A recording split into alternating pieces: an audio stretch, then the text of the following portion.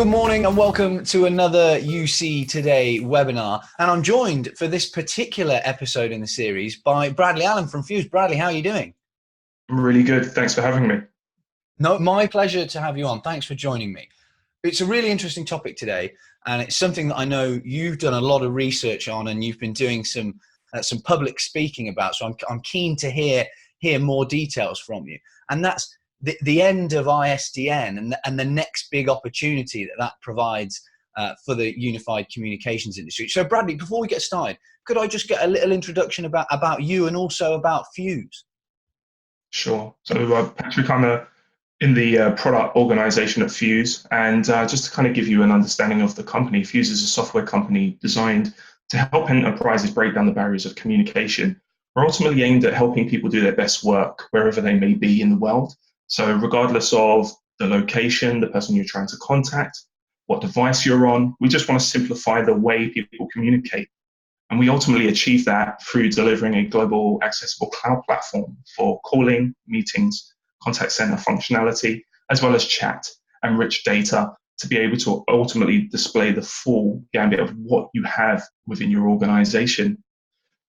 So in addition to, I suppose, that is the platform is aimed at simplifying communications, which you'll probably be really familiar with, Patrick. Organizations have anywhere between 4 to 8, sometimes even more communications platforms, simply designed to create a collaborative and productive environment. But ultimately, it kind of breaks that model. And actually, what it really does is creates individual silos of communication, which creates a lot of frustration for the end user and confusion. And so ultimately, Fuse is here to transform the landscape and simplify the way we work for everyone in every business around the world. Yeah, unifying those different communications platforms is sort of the idea, and hence you joining me on UC Today. So Bradley, we've been talking about ISDN and the death of ISDN for quite a long time, pretty much the entire time that I've worked in the industry. But the official end is now finally in sight, isn't it? It is, and actually, I think what's really interesting is like most of the service providers have already ended ISDN like service purchase. So if you want to buy the service, that's not possible today. But in terms of getting support for the service, they only have roughly around 5 years left. So by 2025, most organizations will at least have their services come to termination, which also ultimately means you need to start looking today. So CIOs and other leaders within business really need to start validating technologies that can help them do the transition to a more collaborative solution for the future. So it's not just about what am I going to do for the next 5 years or the next 10 years, but what are you going to do beyond that? And effectively, I wanted to sort of gauge from a Fuse perspective, how many of the customers that you deal with and people you talk to in the industry, because I know you're all over the place doing industry speaking, are still using ISDN. I thought that this was something that businesses would have phased out quite a while ago, but it's still used in a pretty widespread essence. You're right. And actually, what's really interesting is we do come across the majority of organizations we engage with, they have pockets of ISDN. So there are organizations, of course, that have made that full shift to SIP technology, providing them with the ability to collaborate and communicate in a similar way to what they did with ISDN, but ultimately providing them with a pure IP connection back to the service provider. Now, it's good in some sense, but at the same time, it doesn't necessarily give you the level of flexibility that an organization needs in order to truly be productive.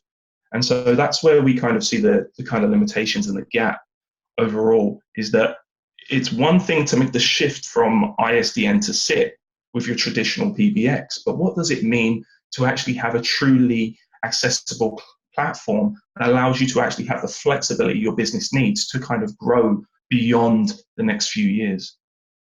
Yeah, and effectively, some of those maybe more traditional platforms were taking full advantage of ISDN connectivity, but aren't going to take full advantage of the potential of SIP. So what a lot of the industry has been looking at, and what a lot of the industry has done already, has made this move to VoIP, so voice over IP technology. So I wanted to understand from you, why does that make sense for a lot of businesses to examine and move to VoIP? I'd say, interestingly, Patrick, a lot of organizations have like an element of VoIP. So if you think of a traditional PBX, say bought in maybe even in the last 20 years, they'd be able to provide you at least with VoIP on your network. But as soon as you leave your network, that's where the ISDN connectivity came into play. So I would say the core driver behind organizations shifting to a true VoIP solution that allows you to leverage anything from your home broadband to connect back to the core PBX solution, or leverage a traditional SIP service, is ultimately about creating a simplified and intuitive way of communicating.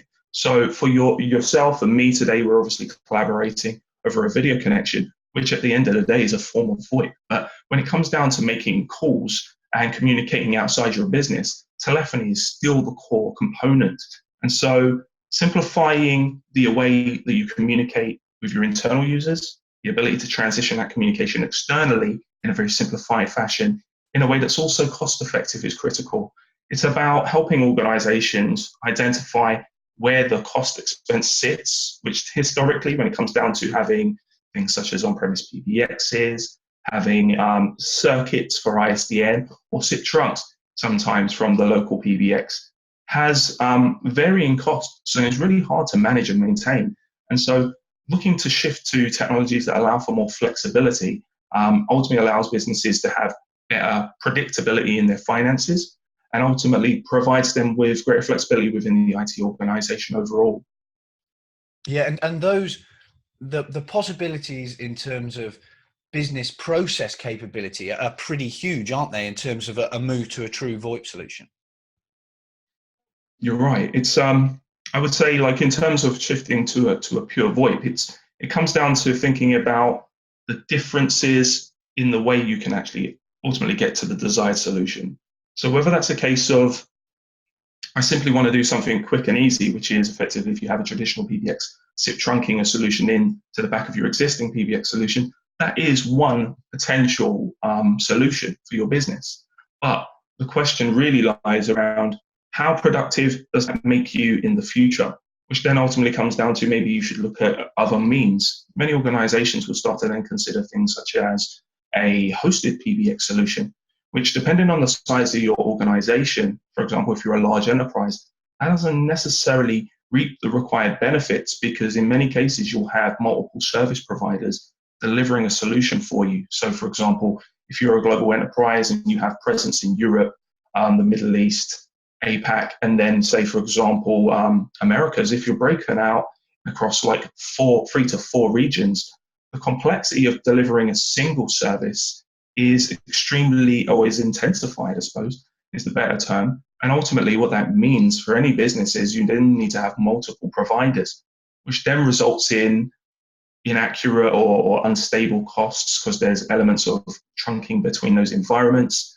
There's differing support contracts. It ultimately means, from a customer success and support standpoint, how do you actually measure success accurately when you've got multiple platforms? And so ultimately, when you come to talking to organizations such as Fuse, it's about delivering all of that global capability, but from a single platform. So then you ultimately have one point of contact to deliver all this service for your communications technology, and specifically your telephony, and then ultimately driving up productivity based on data that's spanning the whole globe and looking at your entire organization, from the individual all the way across the entire departments and broader business. Yeah, so it's clear what the potential benefits can be, and you've already touched on this, but there are different options when it comes to VoIP in terms of cloud or on-premise. Can you explain some of the differences in terms of the options when it comes to migrating or transitioning to VoIP? Sure. I'd say, like, the way you break out those, the way they break out are those like 3 kind of key areas. So in terms of like VoIP, you've effectively got the on-premise model, which is the traditional model that most organizations will be familiar with. Ultimately having a PBX either in multiple locations or distributed in a data center for your global business, providing infrastructure instances across each region. And then ultimately that solution is a very good one, but at the same time, there are complexities that organizations need to keep in mind, such as a lack of business continuity in terms of like the associated costs, the ability to keep all of that stable uptime is a major issue. So ensuring redundancy is ultimately, in those scenarios, creating duplication of the infrastructure, which creates more cost, but also requires more support. And if your business has differing solutions across the globe, then that ultimately means your business now needs to figure out how do I actually manage and maintain this? And that ultimately requires additional headcount internally in order to support the solution. So that's one model. But then you have hosted, which ultimately I've kind of touched on, where you've got this kind of if you're a global organization, it's multi-regional solution. Ultimately allows you to have like a level of support for each of your regions, but how do you manage it consistently? And that issue has demonstrated a lot of frustration for many businesses that we've spoke with. And then ultimately you come to the kind of third model, which is the more modern, more up-to-date model, and what I would consider to be evergreen model of cloud, which allows you to take all of the complexity of managing the contracts and multiple contracts and managing multiple forms of infrastructure, and even having in-house management of your solution and handing that off to someone who's specialized, delivering the service in the cloud, allowing you to identify the right CapEx, OpEx model for your business, allowing you to be able to understand how the support structure works, and ultimately know that you have this single point of entry to resolve all your issues wherever your organization is experiencing support needs anywhere in the world. Yeah, and those three options that you've taken us through there, effectively businesses and organizations will already be familiar with those in terms of other provision of other technology services, because it represents this move to a true cloud model. And we've seen some of the benefits of that in terms of, as you said, in terms of redundancy and management and cost as well. Yeah, I would totally agree. I mean, it's definitely allowing businesses to truly identify like the key differences across the models and how to be able to make the right choices. And ultimately, it ultimately comes down to simplification. Businesses are looking at ways that they can cut costs. IT is typically looked at as a cost center rather than a profit center. And technology that creates more complexity ultimately requires more time. And the more time you need, the more cost you incur. So, Bradley, how have you guys at Fuse been helping organizations in this transition to VoIP technology? It's a good question. I'll give you a customer example. We work with a large manufacturing company, 11,000 employees distributed across 107 locations in 54 countries throughout the world. They have differing needs in each location, but the biggest issue they had was they had 27 PBXs acquired over a 10-year timeframe. Now, if you think about 27 PBXs, it's never just 27 PBXs, it's actually 27 doubled with redundancy and then multiple circuits for ISDN, some pockets of SIP as well. And managing and maintaining a global PBX infrastructure of 27, think of the upgrade paths and the support mechanisms required to just sustain that in-house, let alone all of the contractual relationships you need to maintain, and try to basically keep all of those 27 services in contract so that you don't actually end up with an out of support service and having outages. And when you have an outage on an out of support service, it does take time to get that resolved. So when we engaged with FLSmith, it was ultimately around how can we simplify their telephony landscape. And so we went in and we engaged with them. We did business value assessment to identify the complexity and the cost associated with all of that infrastructure. And we're talking about infrastructure that resulted in them spending millions trying to support their organization. And so by Fuse coming in and doing the business value assessment, our consultancy work, to be able to identify where we could help them ultimately reduce cost and reduce pain across the business, we were able to simplify their organization setup and allow them to shift over to a pure cloud platform within a 6 to 9 month time frame. And this, Bradley, it all ties in to the title of this webinar and how the death of ISDN, it really does represent a big opportunity, not only for providers throughout the industry, but mainly for organizations to transform the way in which they communicate. And as you said, that example, the customer example you're using then, massively reduce complexity, but at the same time, also improve the resilience of your service and the capabilities in terms of features for your users as well. You're totally right. It's ultimately about simplification for the back office, but at the same time, it's about simplification for the end user. We know that when organizations and end users are provided with accessibility to technology that's quite straightforward in the sense that I don't need to think too much around what to use, when to use it, they'll ultimately be able to be more productive. A good example of this is many organizations, coming back to a point I made earlier, kind of have to shift. It's figuring out, oh, do I use this web conferencing tool, or do I do a conference call, or do I jump on a phone call with someone? Should I do video? Do I not do video? Like, users have to think so much about the technology when their main focus is about actually doing their best work, doing their day job. And so it's about taking the technology out of the way and really simplifying and making it so that people can just do what they need to do day to day without thinking about the technology. So, Bradley, if some of the viewers want to understand a bit more about what you guys at Fuse have been doing to enable VoIP and help businesses move away from ISDN, what's the best way for them to do that? Sure. So I'd say the best place to start out would be to go to fuse.com. We've got a lot of available information available on there. I would also like to take the point to take a moment to also share that we've recently been announced as a leader in the Forrester Wave. We've been recognized for our global ability to service businesses in the enterprise space. So looking at organizations that have real global reach and need to look at a solution that's simplified for the end user, we're recognized as a leader for that, coupled with our customer success organization, which is going from strength to strength and ultimately allowing organizations to get the best out of their investment in Fuse technology. And ultimately, our support organization is a truly global one. So looking at the recent Forrester Wave is definitely something that will help businesses identify the right cloud solution, if cloud is the path they're looking to take.